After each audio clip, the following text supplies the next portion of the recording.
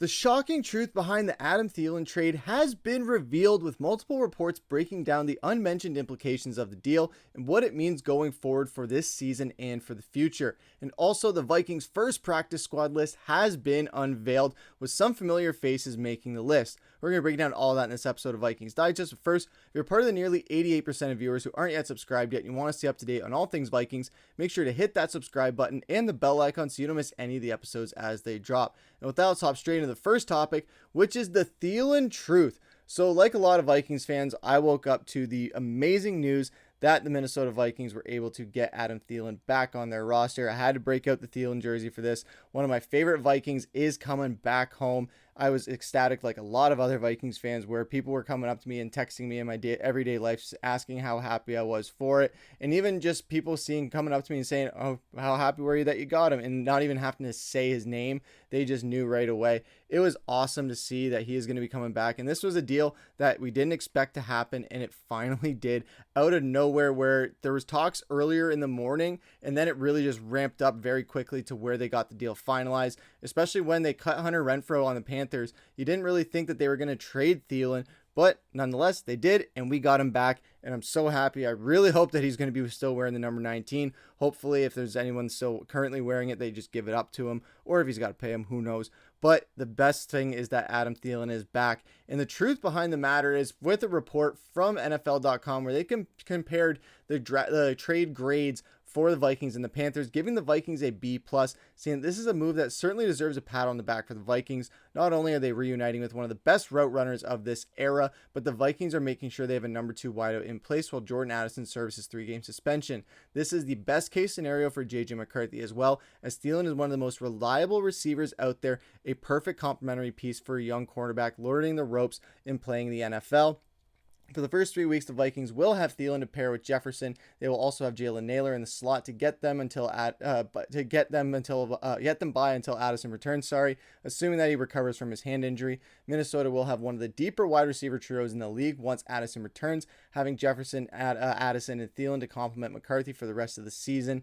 The Vikings will also have T.J. Hockenson at tight end, giving McCarthy more than enough pass catchers to succeed. Parting ways with a 2026 5th-round pick and a 27 4th-rounder was costly, but necessary to make sure their quarterback has enough wide receivers on the outside to start the season. Vikings are giving McCarthy everything that he needs to develop into a good quarterback, and this is up to McCarthy to take advantage of the pass catchers at his disposal. So over the past couple of weeks, especially when the Rondale Moore injury happened, the Jalen Nailor injury, Justin Jefferson's hamstring flaring up, could possibly flare up later on in the season, then the Addison suspension, Minnesota wanted to make sure they had a veteran wide receiver, one that was reliable and that they could count on for those first 3 games and throughout the season, barring any other injuries as well. They went out and they got a guy. It's going to be really problematic for Jalen Nailor in a contract year as a wide receiver 3, especially fighting that hand injury.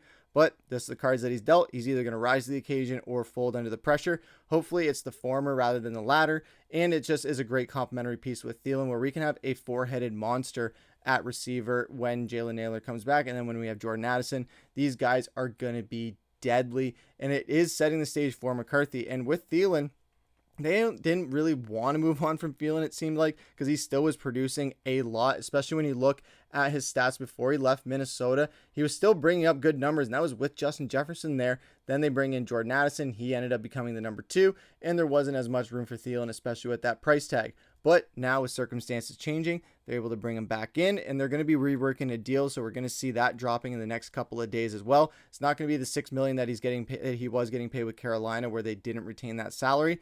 But by various pick formulas, also the trade pieces essentially amount to the Vikings parting with a late 4th-round pick because they don't have a 26 4th-rounder. They traded it for Cam Robinson last year. The two sides had to get a bit creative. Is a 4th-round pick a lot to give up for a 35-year-old receiver? Objectively, yes, but there are several reasons why a slight overpay was justified for the Vikings, who are in win-now mode and needed someone like Thielen as an immediate help at an important position.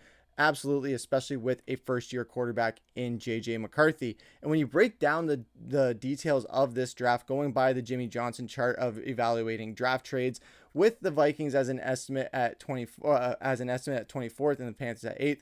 The Vikings sent 4th and a 5th at 48 and 25 points, and the Panthers sent the 5th and the 7th.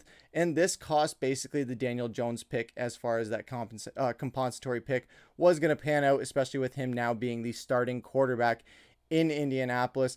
But another thing worth considering is that even if this wouldn't have been part of the Vikings process, is who they'd picked in the 4th round over the past couple of years.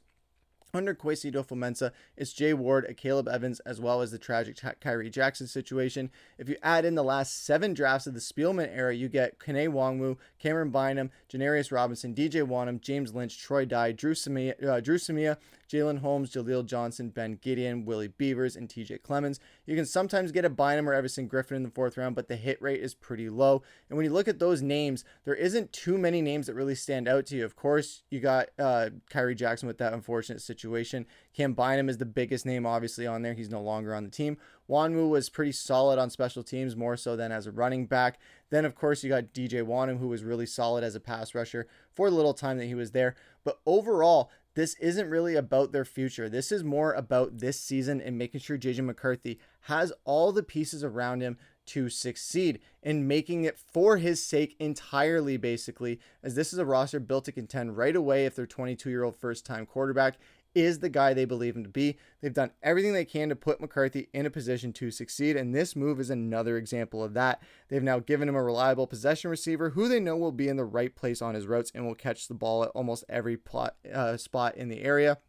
And also added a season-long upgrade from Jalen Nailor at wide receiver 3. And of course, when you look at Thielen's stats, they really speak for themselves. This is a guy that has done nothing but produce for the Vikings since he's been there, bringing up multiple 1,000-yard seasons, a couple seasons at 100 receptions as well, bringing one for the Vikings and then one for the Panthers 2 seasons ago.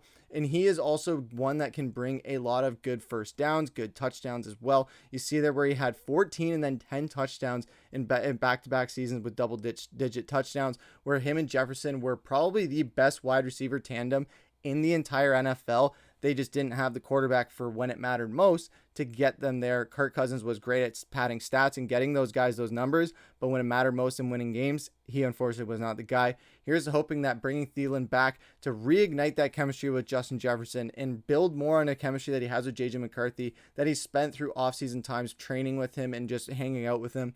That'll be something where they can just continue to build that further and further. And this is something where it's almost like when you have a breakup with someone, you go out, you want to explore some other things, even though that person could have potentially been the one for you. You go out, you explore some other options, you realize the grass was not greener on the other side, and you're in a situation where, hey, we can get back together now, and we can try and make this even better than it was last time, especially if it ends in a Lombardi trophy.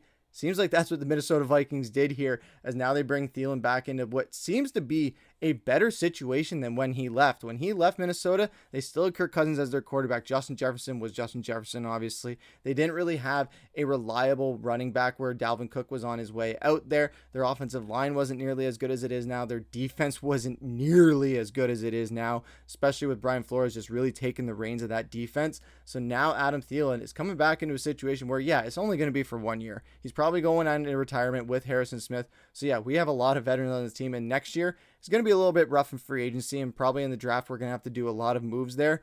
But just for this season, if it ends in a Super Bowl, I don't think we're going to care, especially if we're just able to get over that hump, give Harry a ring to go out with, give Thielen a ring to go out with, maybe Andrew DePaula as well, and some other veterans as well on the team, and some young guys that absolutely deserve it.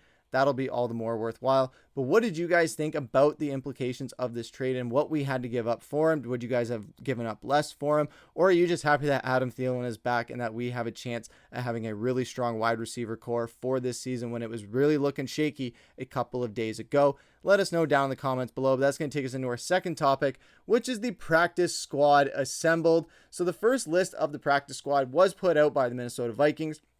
We see some familiar names on there, like Lucky Jackson, who they drafted, Nick Vannett at tight end, Gabriel Murphy, outside linebacker, who a lot of people thought played really well in the preseason and deserved to stay on this team. Fabian Morrow at corner, and some other ones as well. But overall, a pretty decent practice squad that we got looking here. These are the guys that aren't really going to be doing too much aside from being development guys and giving work for the number one guys. So it is going to be good for them to go up against great competition in practice. It's just a matter of them not really getting opportunities in games. But overall, solid little practice list there. Wasn't anything crazy, wasn't anything just scandalous like some other teams are probably going to have, like the Cleveland Browns and New Orleans Saints or things like that. But with Minnesota, we got a pretty solid practice squad. Hopefully that gives the number one some work in the practice throughout the week, so that especially if we're on a short week, we can just have a good turnaround like we're going to have going from week 1 into week 2.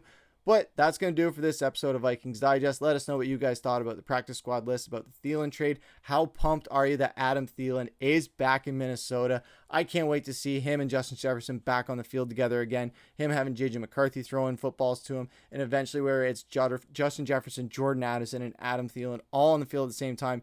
Plus T.J. Hawkinson, Aaron Jones, Jordan Mason, and the offensive line that we got. This offense is looking insane as long as it stays healthy. And who knows, if that offense rises to the occasion and plays as good as our defense did last year, we could be looking at a deep playoff run here. Just barring that whatever happens to the Minnesota Vikings every year doesn't happen, we should be looking okay as long as we can stay healthy and stay consistent. But that's going to do it for this episode of Vikings Digest. I've been your host, Griffin. Take care.